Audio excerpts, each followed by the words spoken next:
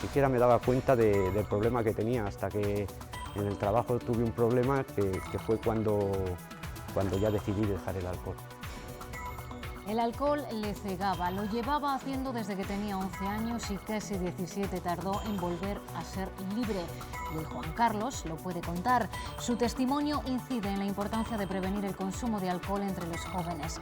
El 76% de entre 14 y 18 años reconoce que consume. Se trata de evitar que no se convierta en una adicción en el futuro. Buenas noches. Primer pleno en el Congreso con el presidente investido y el gobierno formado y primera muestra de fuerza de la oposición. Como sucedió en la anterior legislatura, la Cámara, a propuesta del PSOE, dice sí a suspender la polémica LOMCE. El ministro insiste en que el gobierno ya ha dado muestras de querer llegar a un acuerdo.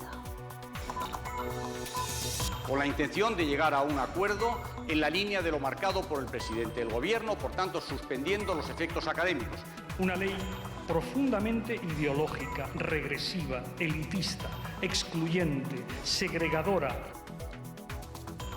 De vuelta a Castilla y León, la espita sobre el relevo de Herrera al frente del PP, que él mismo reabrió ayer, hoy se ha alimentado con reacciones. El entorno más cercano al presidente comparte su opinión.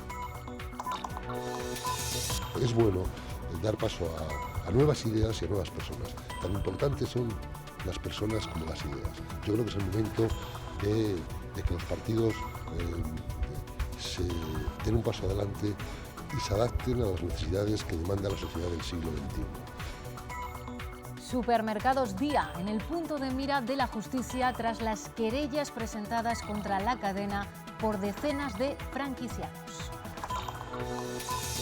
Los denunciantes aseguran que Día les ha estafado, que solo quería cobrar el aval de la franquicia y que tras firmar el contrato les asfixiaba con falsos pedidos y facturas hasta arruinarles. En Castilla y León hay 6 casos. Un juzgado de Vic ya tramita una primera querella colectiva.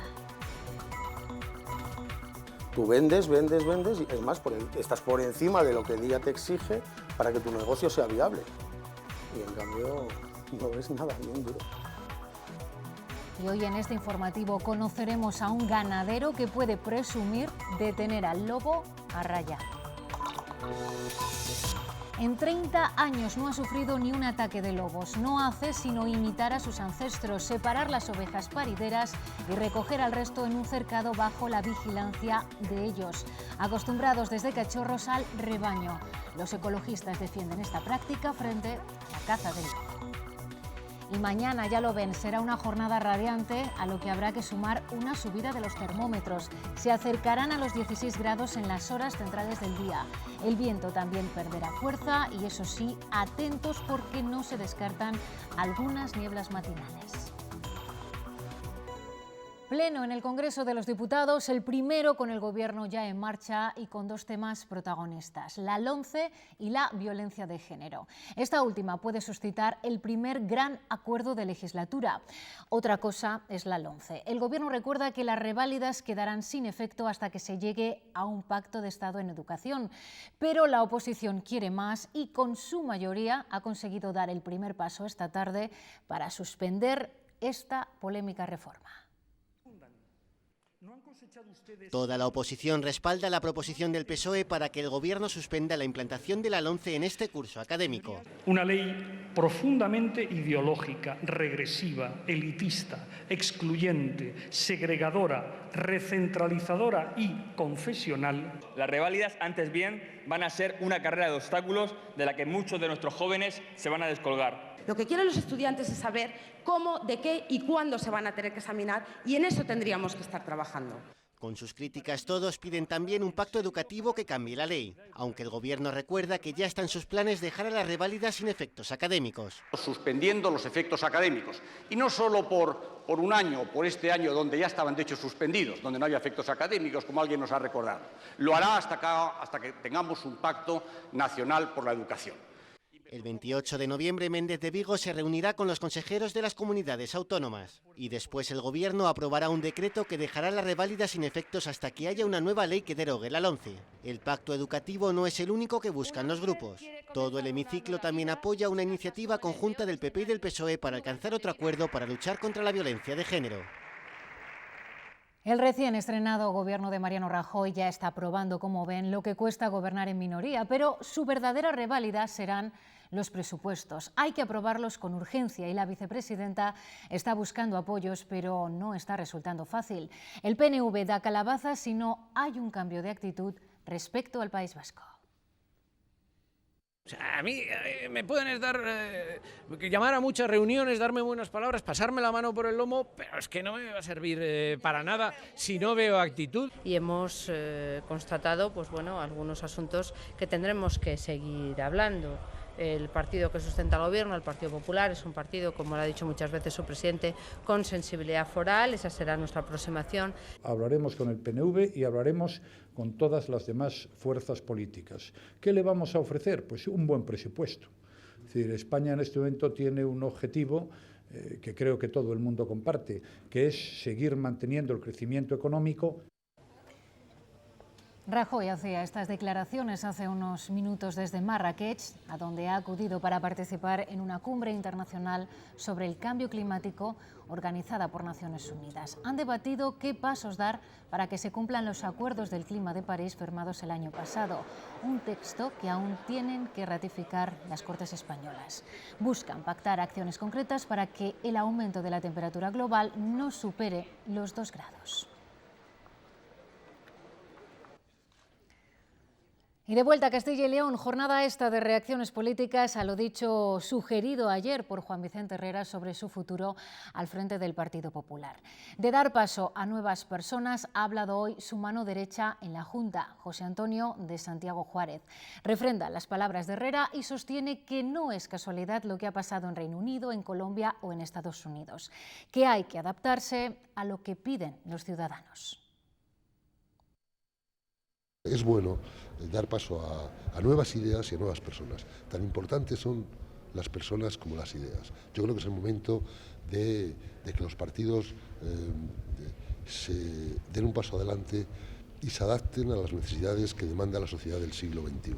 No se puede añadir más a lo que dijo el propio presidente de la Junta, que es quien toma la decisión. Lógicamente habrá que esperar al Congreso y escuchar a los órganos del partido. Yo sé que Herrera la decisión que tome la va a hacer pensando primero en Castilla y León y en segundo lugar también pensando en el Partido Popular.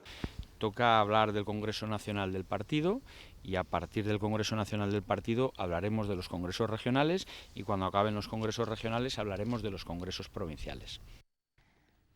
La ley del alto cargo que ha gestado la Consejería de la Presidencia podría retrasarse todavía más. Al primer informe desfavorable de los servicios jurídicos de las Cortes se unen ahora más peros. Los letrados aseguran que tal y como está redactada supondría que todos los procuradores deberían tener dedicación exclusiva cuando entre en vigor y no como ahora, que la mayoría trabaja en otra cosa y no percibe sueldo del Parlamento. Hoy ha habido reunión de los grupos en las Cortes. Se han emplazado para el jueves otra vez. El Partido Popular cree que hay tiempo de limar cuestiones técnicas antes del próximo pleno. Si me pide mi opinión es que el proyecto de ley reúne todos los requisitos, no tendría ningún problema para ser aprobado. Si me pide mi opinión sobre si me gustaría que se sumaran cuantos más grupos parlamentarios mejor, sin duda. ¿Y que eso requerirá un esfuerzo adicional? Pues sin duda también. También en las Cortes el portavoz socialista se ha reunido con los representantes de la agrupación de municipios mineros que solicitan que se les deje participar en la comisión de seguimiento del plan de dinamización de las cuencas mineras. Consideran que está siendo un cajón desastre que engloba desde carreteras hasta concentración parcelaria y así dicen ni se dinamiza una zona ni se crea empleo. Y por eso piden a la Junta que empiece a desembolsar su parte de lo prometido en el plan del carbón. Si ella va a poner una adicionalidad de 20 o 25 millones de euros, que tienen que ser antes del 2018, que es lo que contempla el plan, hombre, que empiece ya. Creo que a las cuencas mineras el señor Herrera tiene que quererlas menos y darles más. tiene que comprometerse más con presupuesto propio, con medidas propias, porque aunque es verdad que no todo depende de él, hay cosas que sí dependen de él. El caso Perla Negra, el que investiga el alquiler y la compra del edificio de la Junta en Arroyo de la Encomienda, se vuelve a retrasar. El juez ha aplazado sin fecha las nuevas declaraciones.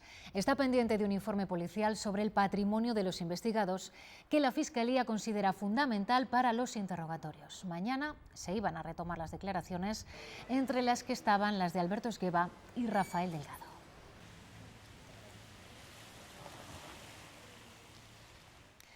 Podemos cree que el juez que instruye la causa por el incidente de tráfico de Rosa Baldeón debería inhibirse. Pablo Fernández no duda de la profesionalidad del magistrado, Ignacio de la Riva Aramburu, pero opina que sus vínculos con el Partido Popular y su parentesco con Juan Vicente Herrera aconsejan que deje actuar a otro magistrado. Justicia no solamente debe ser independiente, sino que también debe parecerlo. Y el hecho que el magistrado que lleve la causa de Rosa Baldeón sea una persona que debe su puesto a estar designado por el Partido Popular y que además tiene vínculos de parentesco con el presidente de la Junta de Castilla y León, quizá no es lo más conveniente. A estas horas, los afiliados y simpatizantes de Imagina Burgos deciden en una asamblea extraordinaria si apoyan o no una moción de censura contra el alcalde de la ciudad. Un proceso del que se lleva hablando desde el principio de legislatura, pero que está cogiendo aire en los últimos días tras el cambio de postura de Ciudadanos. Si las bases de Imagina dan su aprobación, abrirán un calendario de negociaciones con el PSOE y Ciudadanos para intentar un pacto de gobernabilidad que desbanque del sillón a Javier de la Calle. En todo caso, como tiene estructura superidea, a nivel regional de Ciudadanos, se supone que...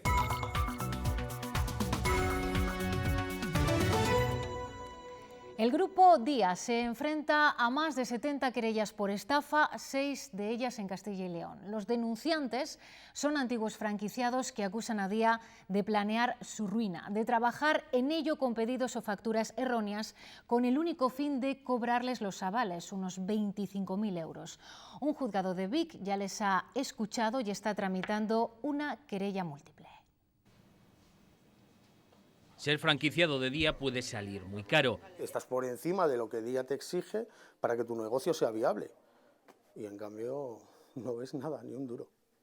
Vistos todos los casos, los hay también en Argentina o Brasil. Los querellantes creen que existe un plan empresarial para lograr ingresos a través de la ejecución de los avales. Se centra en asfixiar al franquiciado. Al franquiciado se sabe, cuando ya se monta una nueva franquicia, que tiene un periodo de caducidad clave. Se estipula, se hace un estudio de mercado por parte de la matriz. El aval más común es de 25.000 euros, pero puede alcanzar los 90.000. Pero no es el único ingreso atípico, también a través de los pedidos o de la gestión de las facturas, en la que el franquiciado no puede entrar. Eso es que aquí me falta una caja de JB. ¿Dónde está la caja de JB? Si me viene una de bizcochos que cuesta 2 euros la caja entera, pero la de JB no me cuesta 2 euros y tú a mí me has facturado una de JB. ¿Dónde está esto? Ah, bueno, será una rata, bueno, pues no conozco a ningún franquiciado que haya conocido una factura de la luz original. Porque el único que tiene el control de esas cuentas es la empresa matriz. Otra muestra es la alta rotación en las tiendas, en algunos casos de hasta 6 franquiciados en menos de 10 años. Hay algo detrás de una empresa matriz que tiene unos beneficios cuando la mayoría de sus franquiciados están arruinados. También denuncian coacciones, delitos de falsedad documental contra el mercado y de cierre, impidiendo el acceso al almacén cuyo inventario Día no facilita. Renault confirma que los plazos del nuevo plan industrial se están cumpliendo según lo previsto. El director general en España asegura que están intentando buscar el equilibrio entre la estabilidad en el empleo y la competitividad. Los turnos que se crearon para Palencia y Valladolid van a seguir activos. Llega al futuro como quieras con nuestros planes de pensiones y si ya lo tienes, tráetelo y te bonificamos hasta el 3%. Infórmate en nuestra web o en tu oficina. España Duero, cerca de ti. Renault no avanza la cifra de producción, pero asegura que está en la línea prevista. La dirección remarca que el plan industrial se está cumpliendo. Todo está en marcha, todo está en estudio y los plazos hasta ahora se están respetando. Luego no va a haber ninguna sorpresa. La previsión es de que el cuarto turno de Palencia continúe, así como el tercer turno en Valladolid. Empleo asegurado, pero no sin ciertas críticas que van asociadas a la temporalidad de los contratos. La empresa es la primera interesada en conseguir la máxima estabilidad de la plantilla, pero siempre asegurando los niveles de competitividad que tenemos que mantener. Ellos también esperan formar parte de la marca del rombo. Son los alumnos de la 5ª promoción del programa Renault Experience. De los que aquí se forman, la experiencia nos está diciendo que estamos alcanzando tasas del 90% en el caso de universitarios y el 75% en el caso de la formación profesional. Esta formación nos ha permitido mejorar competencias como el trabajo en equipo, el análisis y la resolución de problemas. Desde 2013 este programa ha formado a casi 300 ingenieros y estudiantes de FP. ¿Recuerdan la raya verde pintada en la carretera entre Palencia, Guardo y Sagún? Un nuevo sistema, les contábamos, disuasorio para reducir la velocidad. Pues bien, tras las quejas de los alcaldes de esta zona, la Junta acepta algunas de sus propuestas. Se va a mejorar el firme y la señalización, se va a intentar iluminar rotondas y cruces y se colocarán barreras de olores para ahuyentar a los animales salvajes. Lo de construir una autovía, que también lo demandaban los alcaldes, no parece viable en el corto plazo. Mejorar la seguridad es hacer una autovía. Todos sabemos que a corto y medio plazo eso es inviable, pero eso nos daría la total seguridad. Mire, yo me voy a equivocar 100 veces cada día, pero yo no les voy a engañar. Y a corto y medio plazo, evidentemente, no está pensado retomar los trabajos de la autovía. Es un proyecto que se pensó el año 2006 en tiempo de bonanza económica. Hoy se ha activado la campaña de vialidad invernal, la que ha de garantizar el tráfico y la seguridad de los usuarios en las carreteras del Estado cuando lleguen el frío y las nevadas intensas. El dispositivo lo van a integrar 3.000 personas y más de 400 máquinas quitanieves. En coordinación constante van a estar la Delegación del Gobierno, la AEMET y Tráfico.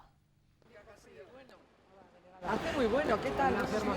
Este martes no era el día, pero en previsión de lo que pueda llegar, los medios ya están preparados en 28 centros como este de Tordesillas que ha visitado la delegada del Gobierno. Son 5.600 los kilómetros de carreteras de titularidad estatal en Castilla y León, casi 3.000 las personas que integran el dispositivo de vialidad invernal, entre ellas 1.500 agentes de tráfico y 300 efectivos de la UME. Desde ahí, vale. De mantener limpias las carreteras se encargarán 439 quitanieves, más de 80 solo en Burgos, y preparadas están 88.000 toneladas de sal. Hay tres cuestiones que es importante con carácter general insistir en ellas, que son las tres Cs: la coordinación, la cooperación y la colaboración. Ha sido una demanda de... Así que este martes, primera reunión con instrucciones para la Comisión de Coordinación de la campaña, en la que se sientan las provincias responsables de carreteras, tráfico, AEMET y Protección Civil. Y es importantísimo también la colaboración y la cooperación con, en este caso, la Comunidad Autónoma, la Junta de Castilla y León, y con las administraciones locales. La actuación debe ser coral, también con las comunidades limítrofes con las que este miércoles empiezan las reuniones. Aún no sabemos cómo vendrá el invierno, pero sí podemos informarnos antes de ponernos en ruta en la web de tráfico y en este número de teléfono. Hay negocios difíciles de controlar, sobre todo cuando su hábitat es Internet. Es lo que ocurre también con el juego online. Los casinos online compiten con los tradicionales. De eso, entre otras cosas, se está hablando en Segovia, en el Congreso Regional del Juego. En el tercer trimestre de 2016, los castellano-leoneses gastaron en los 90 puntos autorizados de apuestas de nuestra región 1.565.421 euros. A esta cifra hay que sumar las apuestas online, un sector en imparable crecimiento que escapa del control del Gobierno regional. Esa globalidad que usted me pide, pues es imposible. Eso está en la red, es Internet, y lo supera a todos. Según la Dirección General de Ordenación del Juego, no solo han aumentado las cantidades jugadas a través de Internet, también en los locales presenciales. Las apuestas, los bingos, los casinos y las máquinas de juego aportan cada año a las arcas autonómicas cerca de 64 millones de euros.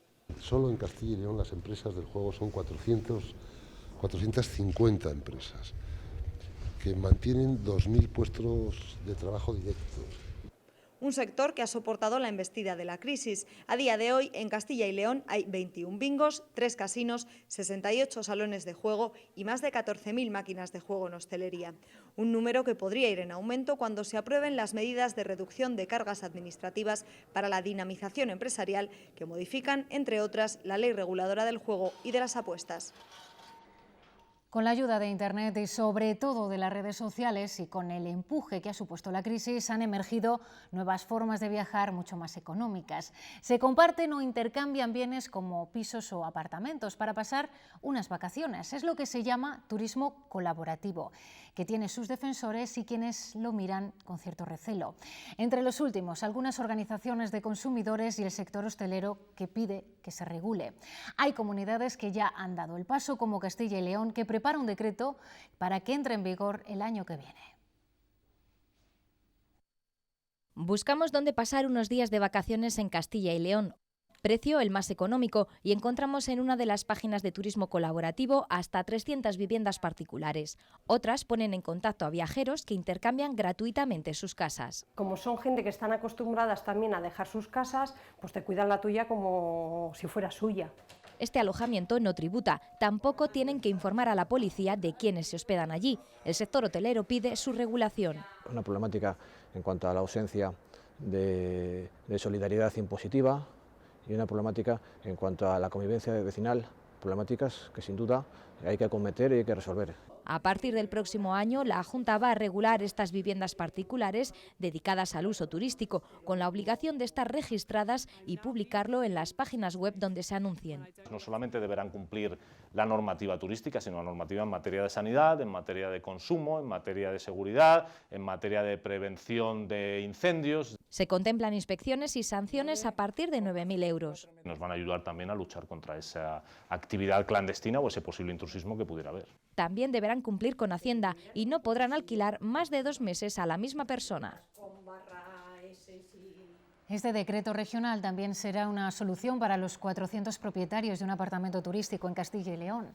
Desde el año pasado, la normativa les obliga a tener 2 casas para obtener la calificación de apartamentos turísticos. Los que decidan explotar un único alojamiento podrán acogerse al nuevo decreto y ofertarse como vivienda particular de uso turístico. Se estableció una prórroga precisamente para que la publicación del nuevo decreto permita que se inscriban como vivienda particular de uso turístico. De manera que hacemos coincidir el plazo de la prórroga con la tramitación del nuevo decreto para no dejar fuera ningún apartamento. La Federación Leonesa de Empresarios ha querido reconocer hoy el apoyo prestado por España Duero al tejido empresarial de la provincia de León. Un gesto con una entidad financiera que en sus 116 años de historia ha contribuido al desarrollo de la provincia en el ámbito económico, pero también en el social y cultural, a través de su obra social. La consejera delegada de España Duero ha recibido con satisfacción este reconocimiento, un gesto valiente, dice, en un momento en el que los bancos no gozan de la mejor reputación por los procesos de ajuste que han tenido que acometer.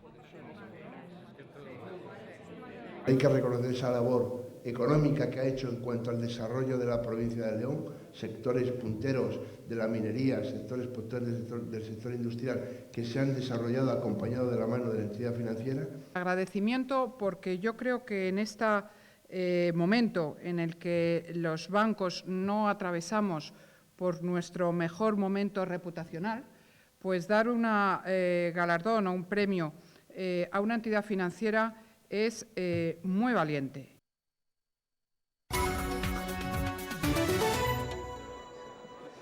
España es la 8ª potencia mundial en exportación, vende fuera más del 25% de sus producciones agrícolas y ganaderas. Este año estamos ya en cifras récord con 45.500 millones de euros. Por eso el Gobierno cree que deben protegerse el sector agroalimentario del impacto negativo de los acuerdos de libre comercio que la Unión Europea negocia con terceros países. Hoy han debatido sobre esto los ministros de Agricultura y Ganadería, tras conocer los resultados del estudio sobre los efectos de los futuros acuerdos comerciales en el sector agrícola. Lo ha elaborado la Comisión Europea. El lobo enfrenta a ganaderos y ecologistas por las medidas para mantenerlo a raya. Cada parte tiene sus argumentos, pero hoy hemos conocido un ejemplo de que la ganadería extensiva y el lobo pueden convivir. Manuel lleva 32 años de ganadero de ovino en el Abadengo y nunca ha sufrido un ataque de lobo. Lo que diferencia su explotación de otras es el uso de manejos ancestrales. Básicamente separar las ovejas parideras del resto y aunque la cría es en extensivo, todas las noches se recoge el rebaño en cañizos que se protegen con mastines. Los perros, como funcionan bien, es teniendo las ovejas controladas, que no escapen, no salga cada una despavorida. Entonces ellos si hay un ataque en principio de lobos o alimañas o tal, ellos de momento no lo van a dejar llegar, porque le van a salir. Que sea mucha fuerza la que venga, entonces ellos, claro, que se hacen fuertes. Este rebaño de castellanas negras y blancas cuenta con 300 cabezas y se protege con 16 mastines. Es la otra gran clave, animales entrenados para el pastoreo. El mastín de pequeñito tiene que estar nacido entre las ovejas. Entonces son perros estos verdaderos atletas, los que se necesitan y los que valen. Ecologistas contraponen esta práctica a un planteamiento de exterminio del lobo. Insisten en su papel crucial en el equilibrio ambiental. Controla las poblaciones, por ejemplo, de corzo, de jabalí, de ciervo, que pueden producir también daños en los cultivos, pueden incluso ser transmisoras de enfermedades. Para que sistemas como el de esta explotación se extiendan, ecologistas reclaman que se permita el abandono de carroña en muladares y que los mastines tengan consideración de perros de trabajo y haya ayuda para su cría. El urogallo cantábrico sigue en una situación crítica. Hoy en Oviedo se han reunido expertos en conservación de esta especie para hacer balance de las medidas protectoras llevadas a cabo en los últimos 6 años. Algunas actuaciones han sido impulsadas por la Junta de Castilla y León. En España no quedan más de 300 machos de esta especie y su futuro depende directamente de promover estrategias de conservación que sean efectivas. 203 huevos incubados, la diferencia que... La situación de la especie es muy crítica. Estamos hablando de que en el año 2005 había entre 200 y 300 machos, ahora posiblemente la situación sea mucho menor. Hablábamos en el marco del seminario final en el que estábamos hoy de la necesidad de hacer el año que viene un censo a través de medición de excrementos y con genética de las poblaciones. Casi 5.000 euros en metálico y 6 tabletas digitales. Es el botín que se llevaron los ladrones de un instituto de Burgos el pasado fin de semana. A ellos se suman, lo que están viendo, los enormes daños ocasionados todavía sin cuantificar. Tras forzar la puerta de entrada, destrozaron la alarma y después reventaron 2 armarios blindados en los que se guardaba el dinero destinado a excursiones y a un programa de intercambio. La policía investiga si este incidente está relacionado con otro intento de robo ocurrido unos días antes.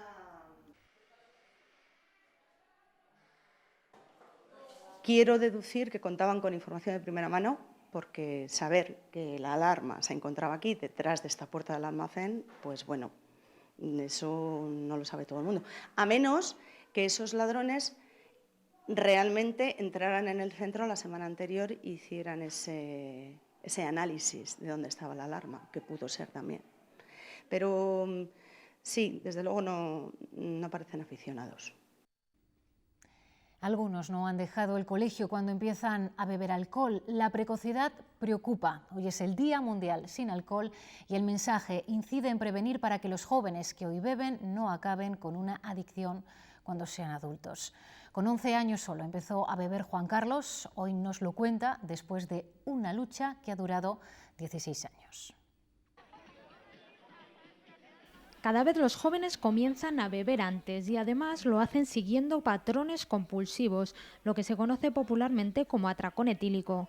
Los expertos alertan de que la permisibilidad social y la baja percepción del riesgo juegan en su contra. Los jóvenes perciben mucho más peligrosas pues las drogas o otro tipo de riesgos que el alcohol. Hay poca percepción del riesgo que tienes si abusas del alcohol.